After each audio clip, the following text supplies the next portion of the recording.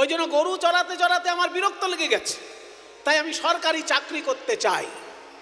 এই সরকারি চাকরি করার জন্য আমি অ্যাপ্লিকেশন লিখেছি কংসরাজার অফিসে। কংসরাজার কাছে আমি আবেদন জানিয়েছি সরকারি কাজ পাবার জন্য। এবার আমার আবেদনে কংসরাজা এতটাই সন্তুষ্ট, উপযুক্ত পাত্র দেখে উনি আমাকে একসঙ্গে দুটো চাকরি মঞ্জুর করেছে।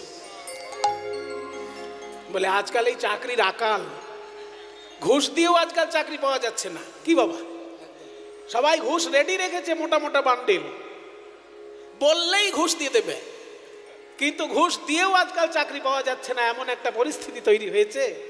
আর সেইখানে শ্রীকৃষ্ণ বলছেন আমি দুটো চাকরি পেয়েছি। গায়ে জ্বালা ধরবে কি না? বেকার যারা আছে তাদের গায়ে জ্বালা ধরবে কি না যে আমরা এত চেষ্টা করে চাকরি পাচ্ছি না, পড়াশোনা করছি তাতে হচ্ছে না, ঘুষের টাকা রেডি রেখেছি তাতেও হচ্ছে না। আর কৃষ্ণচন্দ্র দুটো চাকরি পেয়ে গেছেন বলছেন, তাও সরকারি চাকরি। তা দুটো চাকরি কি কি? বলে আমার দুটো চাকরি হলো, এক, যারা নৌকায় পারাপার হয় অথচ পয়সা দেয় না সরকারকে, তাদের কাছ থেকে নৌকা থেকে পয়সা আদায় করে সরকারকে দেওয়া, ঘাটের ঘাটোয়াল। আর দুই হচ্ছে যারা দধি দুগ্ধ বিক্রি করে রাতারাতি বড়লোক হয়ে যাচ্ছে কিন্তু সরকারকে কর দিচ্ছে না, তাদের কাছ থেকে কর আদায় করে কংসরাজার কাছে পাঠানো। ঘাটের ঘাটোয়াল আমি পথে মহাদানী, ওই ঘাটের ঘাটোয়াল আমি পথে মহাদানী,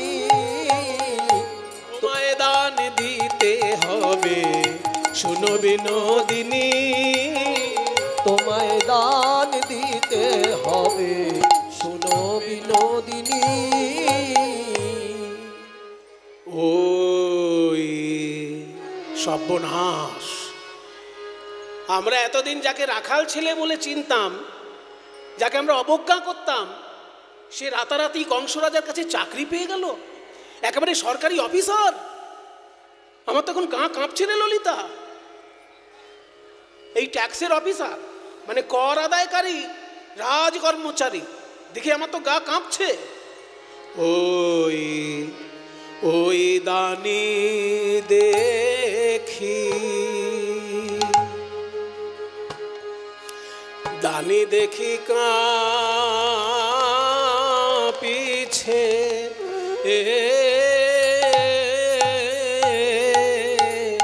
কাঁপিছে শরীর গো। বড় আড়তাল 20 মাত্রা। ও গো বড়া ওই দানি দেখি, দানি দেখি কাঁপিছে,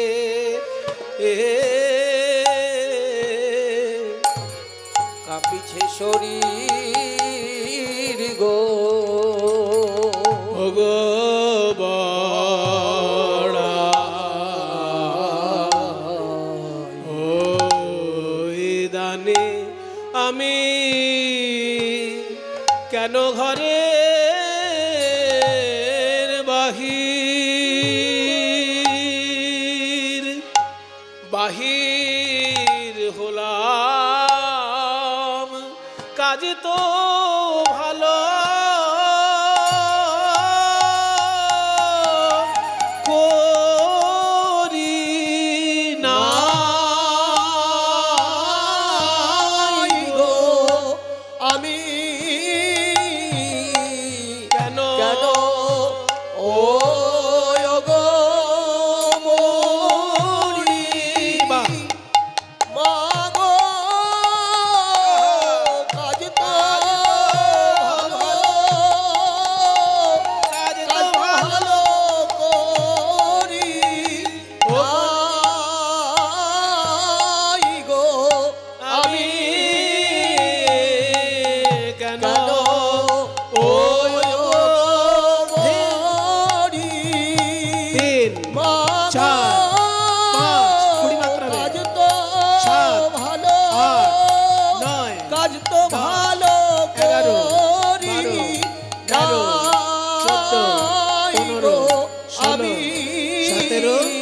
18, কেন 19, ঘরের বাহি।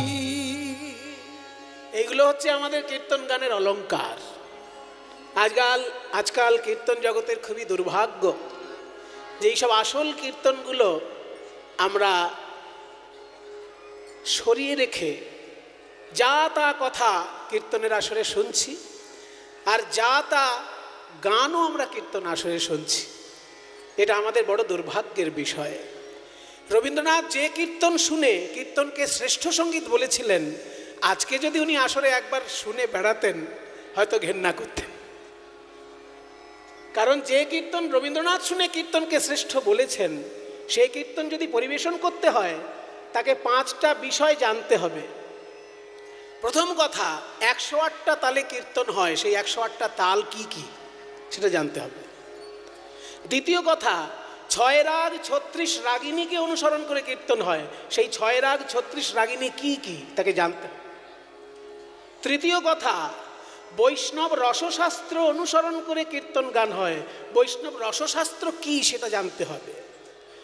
রূপ গোস্বামীর উজ্জ্বল নীলমণি, ভক্তিরসামৃত সিন্ধু, এগুলো হচ্ছে বৈষ্ণব রসশাস্ত্র।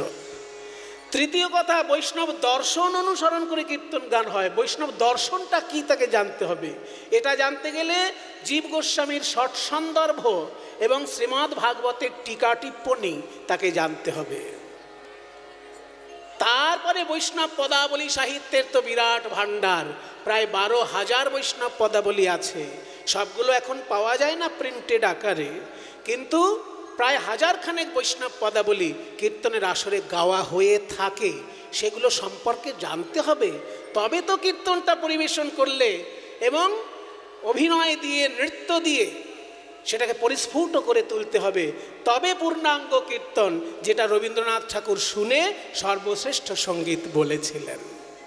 কীর্তনের পদ, কীর্তনের দর্শন, কীর্তনের সাহিত্য, কীর্তনের তাল, কীর্তনের সুর এবং ভাব রস, এতগুলো জিনিস যদি উপলব্ধিতে থাকে তবে সে কীর্তন পরিবেশন করলে সঠিক কীর্তন হবে। আর তা না হলে শুধুমাত্র মানুষের মনোরঞ্জনের জন্য চাটনি মার্কা কথাবার্তা বলে শুধু জনরঞ্জন করে বেড়ালেই কীর্তন গান কিন্তু হবে না। সেটা একটা হাস্যকর সঙ্গীতের রূপ হতে পারে, কিন্তু কীর্তন গান হতে পারে না। এই যে গানটি আপনারা শুনলেন, এটা আড় তালের গান, 20 মাত্রা তালের গান হলো। আড় তাল হচ্ছে বদশী অষ্টতালের প্রথম তাল। মানে জয়দেব গোস্বামী গীত গোবিন্দে 8টি তালের উল্লেখ করেছেন, সেই 8টি তালে গীত গোবিন্দ গাওয়া হয়েছে। 8টি তাল হচ্ছে আড়, দোজ, জ্যোতি, শশীশেখর, গঞ্জন, বিষম পঞ্চম, রূপক, সোম। এই 8খানা তালের মধ্যে প্রথম তাল হচ্ছে আড় তাল, সেটাই পরিবেশন হলো এতক্ষণ। মুজদি জানিতাম আগে এ পথে কণ্টক আছে, আমি তবে ঘরের না হইতাম বাহির গো, তবে ঘরের না হইতাম বাহির। ইংরেজিতে একটা কথা বলে, মর্নিং শোজ দ্য ডে, মানে সকালটা দেখলে বোঝা যায় দিনটা কেমন যাবে। সকালটা দেখলে বোঝা যায় দিনটা কেমন যাবে। তাই আজকে সকালে যখন ঘর থেকে বেরিয়েছি তখনই আমি বুঝতে পেরেছি আজকে দিনটা আমার ভালো যাবে না। কেন না, ঘর থেকে বেরোনোর সময় ঠকাস করে মাথায় আঘাত লাগলো। তাহলে মাথায় আঘাত লাগলো বেরোনোর সময়, ব্যাপারটা ভালো নয়, মনটা খারাপ। আর সেই সময় আবার টিকটিকি বলে উঠলো ঠিক ঠিক ঠিক, টিকটিকি এসে আবার বললো যে ঠিক হয়েছে, আজকে বিপদ হবেই। ঘর হইতে যারা প্রণামী দিচ্ছেন মঞ্চে উঠবেন না, গানের সঙ্গীতের শ্রী নষ্ট হয়ে যায়, শেষকালে আপনারা প্রণামী দেবেন। দুলালদা আপনি একটু স্টেজে আসুন, আপনি একটু এখানে আসুন, আসুন আসুন একটু আসুন। না না, দরকার আছে। যারা যারা কিছু সহযোগিতা করতে চান তারা এই কমিটির হাতে তুলে দেবেন, কারণ এটা কর্মীমণ্ডলীর সেবা শাখায় এই অর্থ নিয়োজিত হয়। সেই জন্য আমি কর্মীমণ্ডলীর হাতে এই দান দক্ষিণাটুকু তুলে দিচ্ছি, দুলালদার হাতে দিচ্ছি, দুলালদা ওইখানে গিয়ে দিয়ে দেবেন। নিতাই গৌর হরি।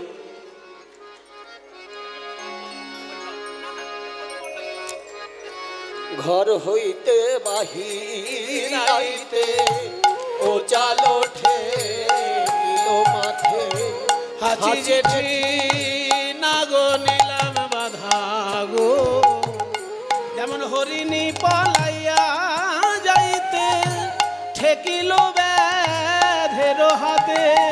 ওই হরিণী পলাইয়া যাইতে ঠেকিল ব্যাধের হাতে, তেমনি ঠেকিয়া গেল রাধা, তেমনি ঠেকিয়া গেল রাধা। একটা হরিণ বাঘের তাড়া খেয়ে পালাতে লাগলো, পালাতে পালাতে এমন একটা জায়গায় এসে দাঁড়ালো, দেখে ব্যাধ তার দিকে ধনুর বাণ প্রস্তুত করে রেখেছে। তাহলে তার পালিয়ে কি লাভ হলো? আমি ওই জটিলা কুটিলা রূপী বাঘিনী নাগিনীর তাড়া খেয়ে বাইরে এলাম, এখানে আবার দেখছি কৃষ্ণ ব্যাধ তার নয়ন বাণ আমার দিকে প্রস্তুত করে রেখেছে। তাহলে আমি এখন বাঁচবো কি করে পড়িমা? বলছে দাঁড়া দাঁড়া, আমাদেরকে কথা বলতে দে। এই যে শ্যামসুন্দর, রাধার সঙ্গে পরে কথা হবে, আগে আমাদের সঙ্গে একটু বোঝাপড়া হোক। তুমি বলেছো চাকরি পেয়েছো, হ্যাঁ গো, 24 ঘন্টা যে গরু নিয়ে চিন্তা করে সে কখনো চাকরি পায়? কিছু মনে করবেন না বাবা। গরু যদি চড়ানো হয় খুব ভালো কথা। গরু হচ্ছে ভারতবর্ষের ক্ষেত্রে, পৃথিবীর ক্ষেত্রেই গরু খুব উপকারী, কিন্তু ভারতবর্ষে বিশেষ করে গরুর সম্মান আছে। যে সম্মান ভারতে গরুর আছে, পৃথিবীতে অন্য কোনো দেশে সেই সম্মান নেই। তার কারণ আছে। তার কারণ ভারতবর্ষে 5000 বছর ধরে যজ্ঞ হচ্ছে, আর সেই যজ্ঞের ঘিটা গরু থেকেই আসে। মোষের ঘিতে যজ্ঞ হবে না, ছাগলের দুধে যদি ঘি হয় সেই ঘিতে যজ্ঞ হবে না, যজ্ঞটা হবে গরুর দুধ থেকেই। সেই জন্য গরুর যে সম্মান ভারতবর্ষে, মাতৃ সম্মান, মাকে যে সম্মান দেওয়া হয়, গরুকে ভারতের মুনি ঋষিগণ সেই সম্মান দিয়েছেন, কারণ তার দুধের ঘি দিয়ে দেবতাদের উদ্দেশ্যে যজ্ঞ হয়। সেই জন্য গরু চড়ানো খুব ভালো কথা। কিন্তু 24 ঘন্টায় যদি কেউ গরু নিয়েই চিন্তা করে, সে চাকরি পাবে? IAS অফিসার হতে পারবে? DM হতে পারবে? SDO হতে পারবে? DM SDO হতে গেলে তাদেরকে কঠিন কঠিন পড়াশোনা করতে হয়। IAS পড়াশোনা করতে হয়, WBCS পড়াশোনা করতে হয়। তা WBCS পড়াশোনা, IAS পড়াশোনা করবে তবে তো অফিসার হবে। এরকম গরুর পেছনে ছুটাছুটি করে গায়ে গোবর মাখলে সে চাকরি পাবে? হ্যাঁ দেহে নন্দের সুত, বলো কে তোমায় করেছে মহাদানী, দানী কে তোমায় করেছে মহাদানী। তুমি দণ্ডে কাছো না না কাছো, না ছাড়ো রমণীর পাছো। ও কানাই হে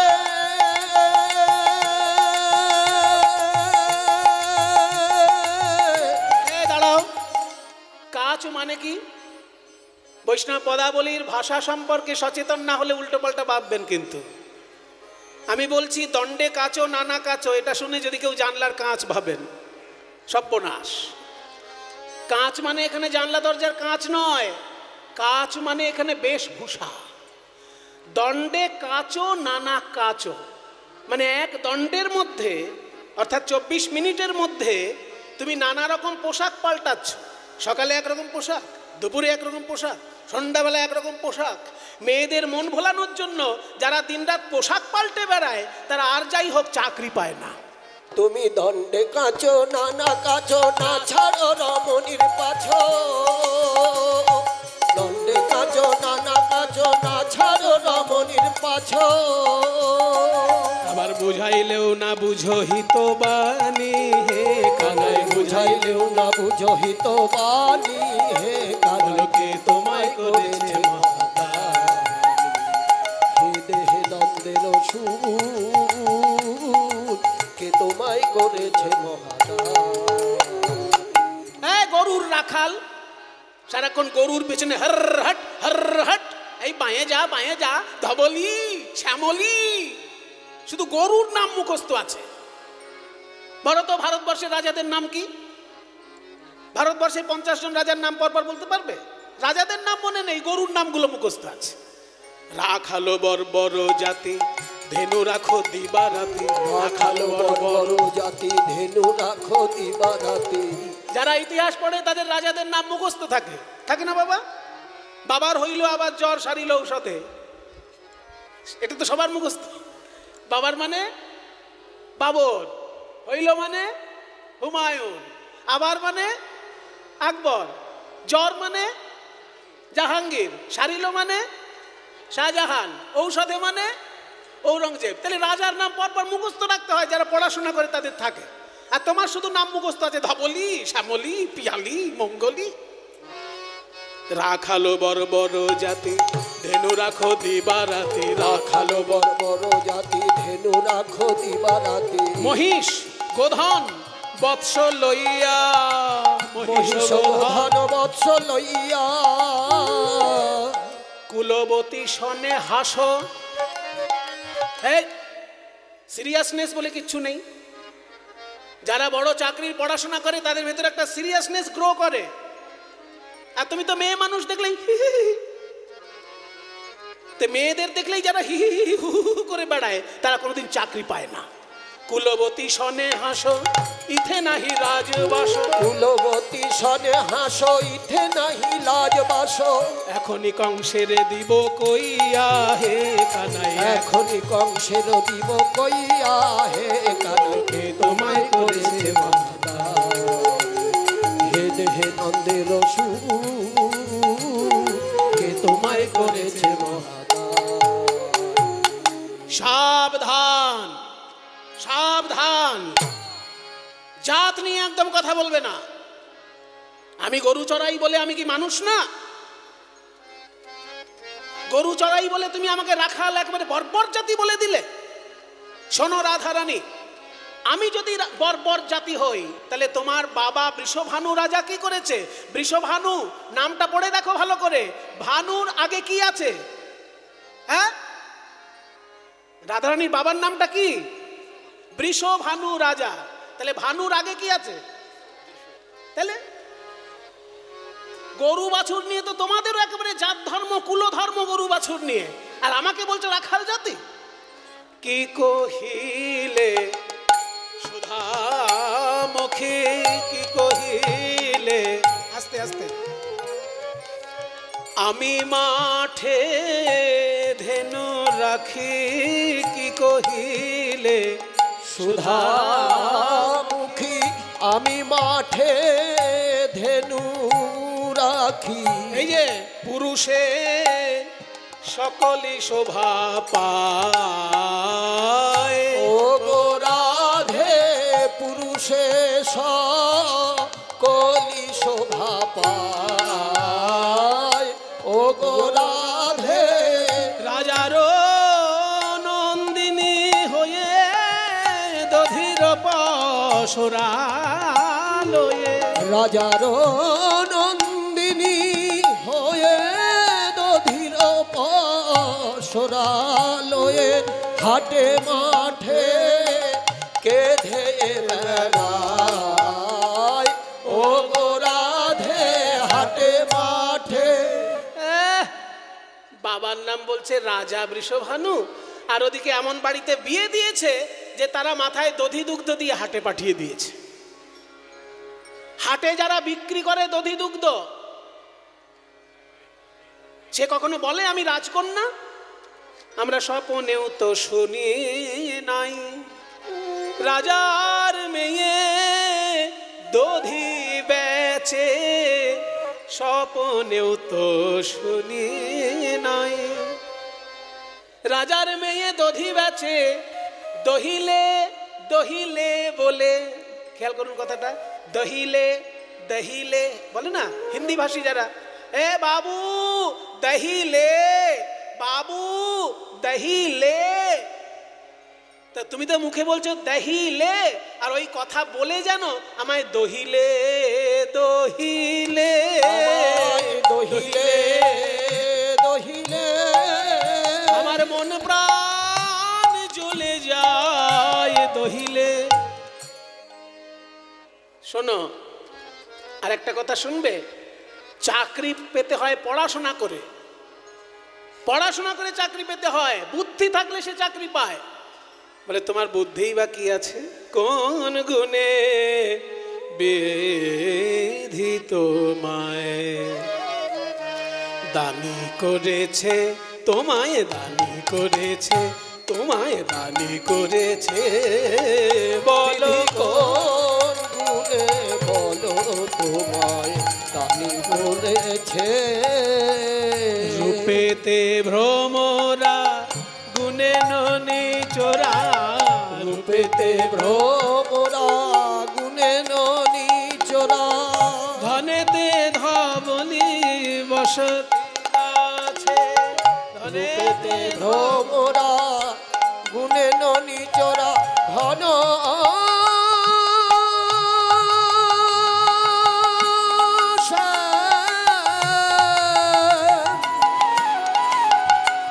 অহে শ্যাম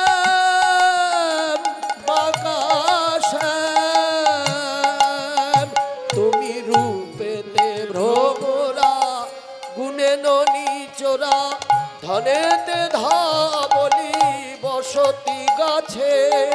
দাঁড়াও দাঁড়াও দাঁড়াও, চাকরি পেতে গেলে অনেকগুলো গুণ থাকতে হয়, রূপও থাকতে হয়। দেখবেন এক একটা বড় বড় অফিসার কত সুন্দর দেখতে হয়, হাঁ করে তাকিয়ে থাকতে ইচ্ছে করে তাদের মুখের দিকে। আর তোমার যে রূপ, রূপেতে ভ্রমরা, কালো ভ্রমরের মতো তোমার রং গায়ের। আর যদি বলো গুণে চাকরি হয়, গুণ যা তোমার তাও তো সবাই জানে, ছোটবেলায় লোকের বাড়িতে বাড়িতে মাখন চুরি করে বেড়াতে, এই তো তোমার গুণ।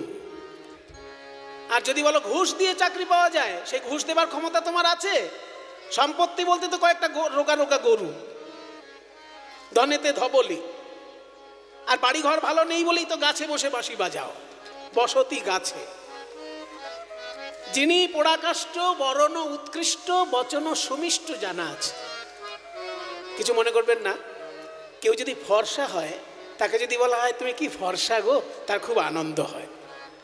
কিন্তু কারোর গায়ের রং যদি কালো হয়, তাকে যদি কেউ বলে তুমি কি কালো গো, তার ভালো লাগে। কৃষ্ণকে যেই কালো বলেছে অমনি গোবিন্দের একেবারে মনটা খুব খারাপ হয়ে গেল।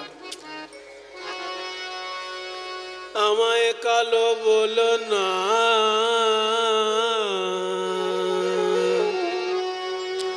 বলো না না না না না, বলো না বলো না না না না না, কালো কালো বলো না ও গো রাজার ঝি, কালো কালো বলো না ও গো রাজার ঝি। আমায় বিধাতা করেছে কালো, বিধাতা করেছে কালো, আমি করব কি করব কি করব কি করব কি, কালো কালো বলো না রাজার ঝি, কালো কালো বলো ও গো রাজার ঝি। শোনো শোনো, কালোকে যে এত নিন্দে করছো, কালো ছাড়া তোমাকে ভালো দেখাবে? কালো তোমার মাথার কেশ, নয়নের তারা, কালো তোমার মাথার কেশ, নয়নের তারা। আর নীল শাড়ি পরলে তোমায় ভালো দেখায়, তা নীলটা তো কালোরই কাছাকাছি। নীল শাড়ি পরি যাও, নীল শাড়ি পরি যাও, নীল শাড়ি পরি যাও, দিয়া বাহু নাড়া বাহু নাড়া নাড়া, ভালো বলো না ও গো রাজা।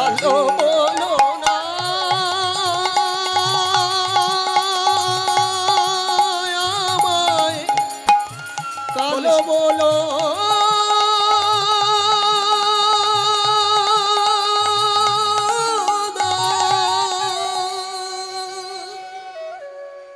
কৃষ্ণের সঙ্গে ঝগড়া করতে ভালো লাগে, কিন্তু কৃষ্ণের যদি মন খারাপ হয়ে যায় তখন আবার রাধারানীর খারাপ লাগে।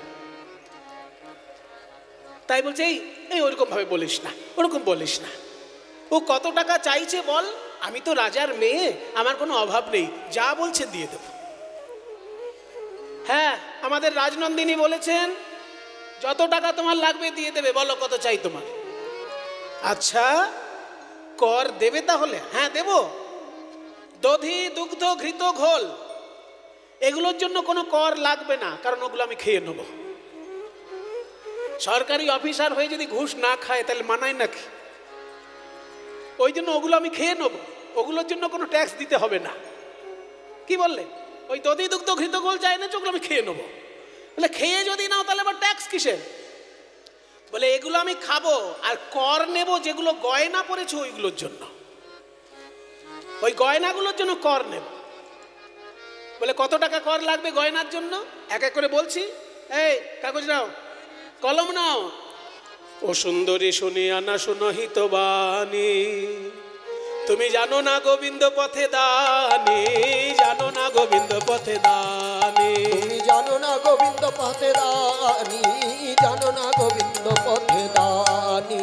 আহা শিথির সিন্দুর তোমার নয়নের কাজ, শিথির সিন্দুর আর নয়নের কাজল, 2 লক্ষ দান তার মাগে গিরিধর, 2 লক্ষ দান তার মাগে গিরিধর। শিথির সিঁদুর আর চোখের কাজল, এজন্য 2 লাখ টাকা লাগবে। 2 লাখ? হ্যাঁ, চোখের কাজল আর সিঁদুরের জন্য 2 লাখ? শোনো, আমরা জীবনে দিইনি আর এখনো দেব না, তবে কারা দেবে তাদের খবর বলে দিতে পারি। তারাই দেবে 2 লক্ষ, তারাই দেবে 2 লক্ষ, যাদের 2 দিকে লক্ষ্য। আমরা তো 1 লক্ষ নিয়ে এসেছি, যাদের 2 দিকে লক্ষ্য তারা দেবে। 2টো দিক কি কি?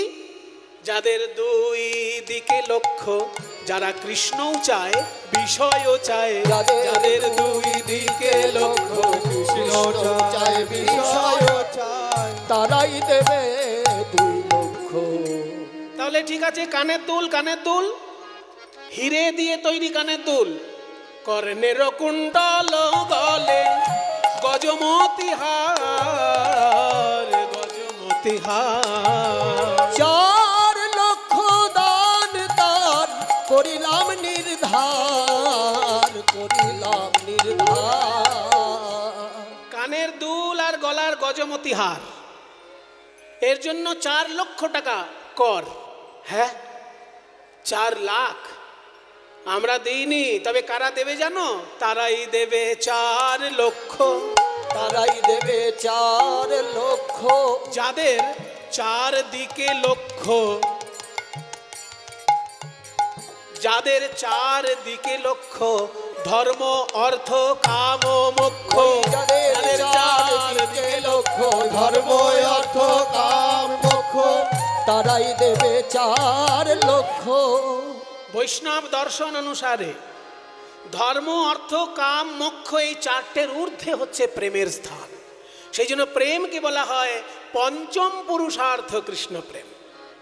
সাধারণ মানুষ মাথার ঘাম পায়ে ফেলে 4টে জিনিসের জন্য, হয় ধর্ম, নয় অর্থ, নয় কাম, নয় মোক্ষ। কিন্তু বৈষ্ণব সাধনা যে করবে এই 4টের ঊর্ধ্বে উঠে তাকে বিশুদ্ধ প্রেম পাওয়ার জন্য সাধনা করতে হয়, সেটা হচ্ছে পঞ্চম পুরুষার্থ প্রেম। সেই জন্য আমরা তো দেবো না, যারা ওই 4টে নিয়ে পড়ে আছে তারা দেবে। ঠিক আছে, তাহলে এই যে দেখো হাতের কঙ্কন আর কোমরের কিঙ্কিনি, এর জন্য টাকা দিতে হবে।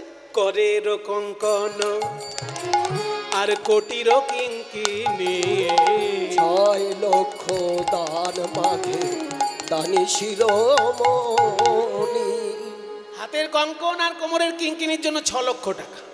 6 লক্ষ তারাই দেবে 6 লক্ষ, তারাই দেবে 6 লক্ষ। যারা ষড়রিপুর বশীভূত, কাম ক্রোধ লোভ মোহ মদ মাৎসর্য, এই 6টি রিপুতে যারা বশীভূত হয়ে আছে তারা দেবে। আমরা তো ওগুলোর ঊর্ধ্বে উঠে গেছি, আমরা তো দেব না। বলে তাহলে আর শেষ কথা বলি? হ্যাঁ, শেষ কথা বলো। শেষ কথা শেষ কোথায় হয়? চরণে শেষ হবে। তোমার চরণে ওই যে লাল টকটকে আলতা আর ওই যে হিরে দিয়ে বাঁধানো সোনার নূপুর, ওইটার জন্য লাগবে 8 লাখ টাকা। রঙ্গ নয়ালো তায়ার রতন নূপুর, 8 লক্ষ দান মাগে দানির ঠাকুর, 8 লক্ষ দান মাগে দানির ঠাকুর। 8 লাখ টাকা এই নূপুরের জন্য তারাই দেবে 8 লক্ষ, তারাই দেবে 8 লক্ষ। যারা অষ্টপাশে বদ্ধ, ভগবানকে যাতে না ডাকতে পারে তাই কলি মহারাজ 8খানা দড়ি দিয়ে আমাদেরকে বেঁধে রেখেছে। সেই 8টি দড়ি কি কি? ঘৃণা, লজ্জা, ভয়, মান, কুল, শীল, জাতি, অভিমান। এই 8টি দড়ি ছিন্ন করতে না পারলে ঈশ্বর লাভ হয় না। আমরা তো ওগুলো ছিন্ন করে এসেছি, তাই আমরা তো দেব না। জ্ঞানদাসে কহে তুমি ছাড়ো টিটপনা, কে দানি তোমার আবার ঠাকুর কোনজনা। 8 লক্ষ টাকা চাইলাম, 6 লাখ, 4 লাখ, 2 লাখ, মোট কত লাখ হয়? কত টাকা মোট? 2 আর 4 6, 6 আর 6 12, 12 আর 8 20 লক্ষ টাকা হয়েছে। 1 টাকাও দেবে না? কবিগুরু রবীন্দ্রনাথ বলছেন, আমার হৃদয় প্রাণ মন আমি কি বলে করিব নিবেদন। রাধারানী বলছে, প্রাণনাথ তোমায় কিছু দেবার বাকি থাকলে তবে তো দেব। কি দিব, কি দিব বধূ মনে ভাবি আমি, যে ধন তোমারে দিব সেই ধন তুমি। তুমি যে আমার বধূ, আমি যে তোমার, তোমার ধন তোমায় দিব, কি যাবে আমার। দেখুন পদাবলীর ভাষা আর রবীন্দ্রনাথের ভাষা কত কাছাকাছি। চিত্তে আসি দয়া করি নিজে লহ অপহরে, কর তারে আপনারি ধন। আমার হৃদয় প্রাণ মন আমি কি বলে, এই যে প্রকাশ, এই তো রবীন্দ্রনাথ, আমি কি বলে করিব নিবেদন। যদি বলো তোমার দেহটা আমায় দিয়ে দাও, দেহটা দিয়ে দেব। এই দেহটারই বা কি মূল্য? মানুষ যখন মরে যায় এই দেহটাকে হয় পুড়িয়ে দেয়, না হয় মাটি চাপা দিয়ে দেয়, না হয় জলে ভাসিয়ে দেয়। ভাগবত বলেছে না, দেব সঙ্গীতম অপ্যন্তে কৃমি বীড় ভস্ম সঙ্গীতম। ভাগবতের শ্লোক বলছে, দেবতাদের মতো সুন্দর দেখতেও যদি নরদেহ হয়, মৃত্যুর পর সেই দেহটা হয় পোকামাকড়ে পরিণত হবে, তা না হলে শৃগাল কুকুরের বিষ্ঠায় পরিণত হবে, আর তা নাহলে মাটি চাপা দিলে বা পুড়িয়ে দিলে ভস্মে পরিণত হবে, ছাই হয়ে যাবে। শৃগাল কুকুর যদি খেয়ে নেয় তাহলে তার বিষ্ঠায় পরিণত হবে। কৃমি বীড় ভস্ম সঙ্গীতম। রবীন্দ্রনাথ বলছেন, শুধু ধুলা, শুধু ছাই, মূল্য যার কিছু নাই, মূল্য তারে করো সমর্পণ। শুধু ধুলা, শুধু ছাই, মূল্য যার কিছু নাই, মূল্য তারে করো সমর্পণ। স্পর্শে তব পরশ রতন, মূল্য তারে কর সমর্পণ। মূল্যহীন বস্তু মূল্যবান হতে পারে পরশমণির ছোঁয়া যদি পায়। 1 কেজি লোহা কত টাকা দাম, আর 1 কেজি সোনা কত টাকা দাম? লোহার তো তেমন কিছু একটা দাম নেই, কিন্তু 1 কেজি সোনা, পরশ পাথর যদি ছোঁয়া পায় তাহলে লোহা সোনায় পরিণত হয়ে যায়, তার মূল্য বেড়ে যায়। ঠিক তেমনি আমার এই মূল্যহীন জীবন তোমার চরণের স্পর্শ যদি পায় মূল্যবান হয়ে যাবে। মূল্য তারে কর সমর্পণ, স্পর্শে তব পরশ রতন। মূল্য তারে কর সমর্পণ।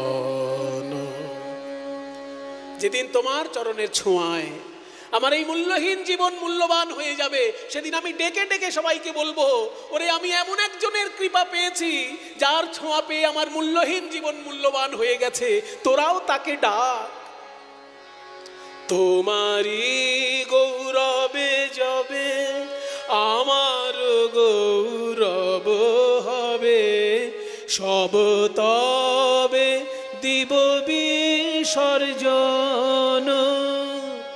আমার হৃদয় প্রাণ মন আমি কি বলে করিব নিবেদন।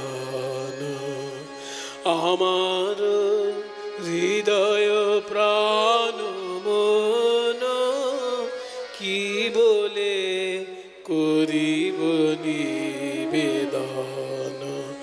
আমি কি বলে করিব নিবেদন। আর তোরা কোনো কথা বলিস না, আর কিছু বলিস না, এবারে চেয়ে দেখ দেখ দেখ